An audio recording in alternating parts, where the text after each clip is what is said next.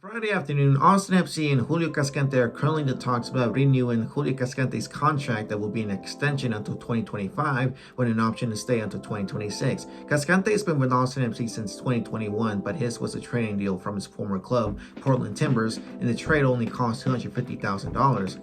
Cascante has been with Austin FC for 3 years, playing around 68 games with 5 goals and 3 assists. In his first year, he was mostly in a situation about rotational center back players. He was a starter, but next to him it would either be Julio Cascante, Matt Beasler, or sometimes Ben Sweat. But basically, Ben Sweat was a fullback, but when it came to situational about problems, losing or an injured player or somebody who gets yellow cards, Ben Sweat had to fill in that role at the meantime as a center back. In 2022, it was a whole different level. Cascante was a whole different player as he was a beast in the center back role because he had a partner in crime, and that was Ruben Galvesen. What Cascante needed in his first year with veteran players of Ben Sweat and Matt Beasler is somebody who can lead by example, somebody who can be a leader, show the leadership and be a defender. And those two players sometimes kind of mixed it up for Cascante, but when it came to Galvesen in 2022, he showed and gave a true definition of what a leader is in being a defender in that CB role for Austin FC in 2022. Those two were unstoppable. Those two were the reason why we went to the Western Conference Final. Despite losing to LAFC in that conference final, it would have been those two, Cascante and Galvesen were having a great time together. I used to call them, and I used to dub them as a dynamic duo defense in 2022.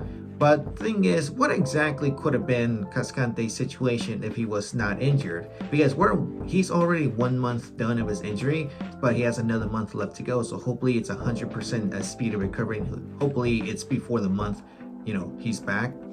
Because we all wanted to see that pair up of Cascante and Leo Bison, because Leo Bison is giving up what we expected. His expectations are fully met. He's a great player, great defender, knows when to be in those situations, but at the moment, the temporary center back, it has to be Alex String. And Alex String being somebody in the midfield, as a midfield player, he's giving us what he has, and it's paying off. It's a hell of a great job. Because Cascante won't be having a lot of competition as a CB. When he's back, it's either he's gonna take some time to get fully 100% on the field. Off the pitch, he's ready, but on the field, he has to be mentally ready because he's gonna be pairing up easily with Bison. He has no competition because Kep Keller is with Austin FC too. He got Demoto there.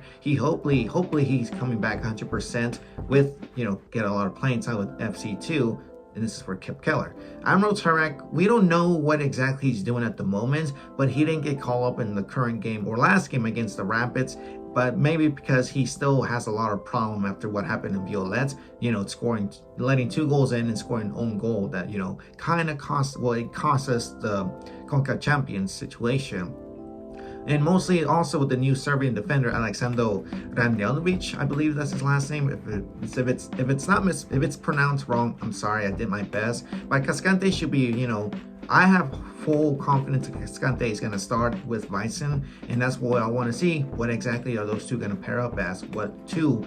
Because now Cascante being the new leader in the defender role, he's going to show Bison this time what it's like to be a leader and lead by example in the CB role. But is this a good move is the question. It is, because despite being injured and not getting any minutes, missed out 5 games, it could miss out another 5 games until he's 100% healthy. Cascante has been through a lot of that. He's seen the ups and downs at Austin FC, mostly due to the whole situation of rotational CB, so we don't have many center backs at the moment.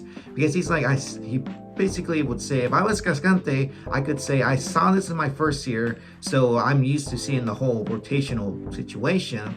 But when it came to the second year, I learned how to be a good leader and was led by example from my good friend Galvesen. So hopefully I can do the same thing with Bison. So I hope that's that's my point of view. If I was Cascante, I would say that, but we don't know yet. Also, despite being heavily criticized, Cascante likes to prove his haters wrong. Last year, he was heavily criticized by many critiques, like even one reporter had to put a video with clown music in the background whenever Cascante was shown. But against LAFC, he showed that, the hater wrong and prove them wrong and put him on his place.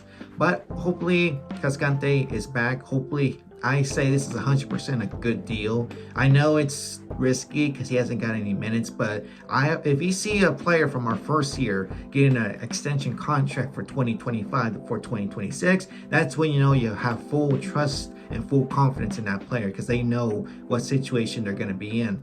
But for the meantime, you guys, I feel confident. I feel this is going to be a good move for the Verde and Black, and I hope Cascante can do a lot of expectations because he's on his prime now. He's 29, he'll be 30 in a couple of months, so this is time to be on his prime. But other than that, you guys, my name is LMX17. I hope you understood this video, and I'll catch you guys on the next one.